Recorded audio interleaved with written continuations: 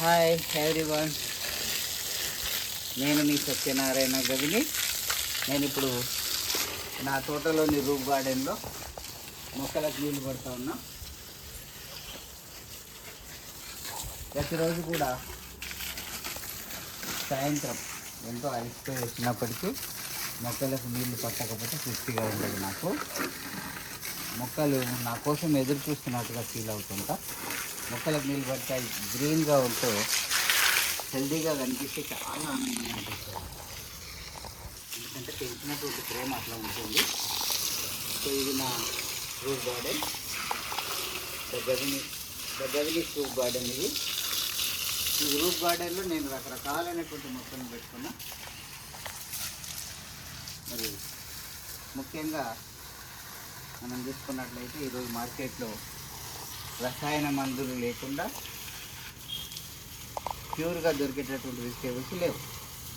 So నేను వీలైనంత వరకు మార్కెట్కు వెళ్ళి వచ్చే సమయంలోనే మనం తోట పని సులభంగా చేసుకోవచ్చు. కాబట్టి నా ఇంటికి సరిపడా ఆకుకూరలు, కూరగాయలను చిన్న పండించుకోవడానికి ప్రయత్నం చేస్తున్నా.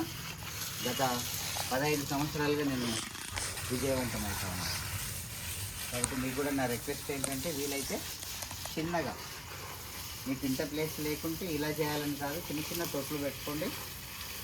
మీ ఇంటికి సరిపడా ఆకుకూరలు రోజు ఒకటి వెళ్ళేటట్టుగా మెంతికూర, పాలకూర, కొండికూర, చుక్కకూర, తోటకూర, ఇట్లా ఆకుకూరలు, పుదీనా, తర్వాత వంకాయ, టమాటా, బీరకాయ, సోరకాయ, చిక్కుడుకాయ, పాలకూర, ఇట్లా రకరకాలైనటువంటి కూరగాయలు.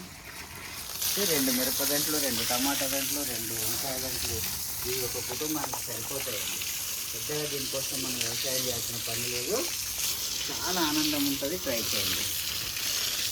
ఓకే, నేను గవిని సత్యనారాయణ. ఇది నా రూఫ్ గార్డెన్. ఒక్కసారి మొత్తం నా రూఫ్ గార్డెన్ చూడండి. ఇంటి పైనే ఏర్పాటు చేసుకుని ఎక్కడ వెళ్ళాల్సిన అవసరం లేదు వ్యవసాయం చేయడానికి.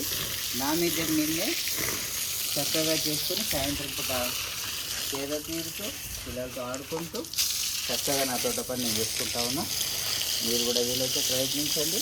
వీలు కాకుండా చిన్న చిన్న మొక్కల్ని కనీసం తొట్టిలో పేపర్ బ్యాగ్లోనైనా పెట్టుకొని మంచి కలుషితం లేనటువంటి, రసాయనాలు లేనటువంటి ఆహార పదార్థాల యొక్క అవసరం ఎంతో ఉంది.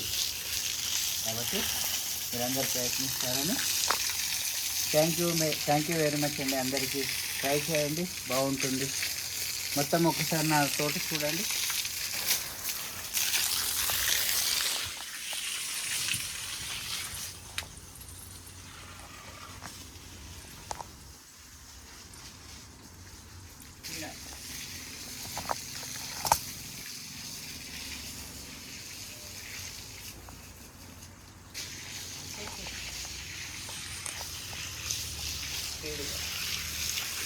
ఇక్కడ మొత్తం ఉండదు.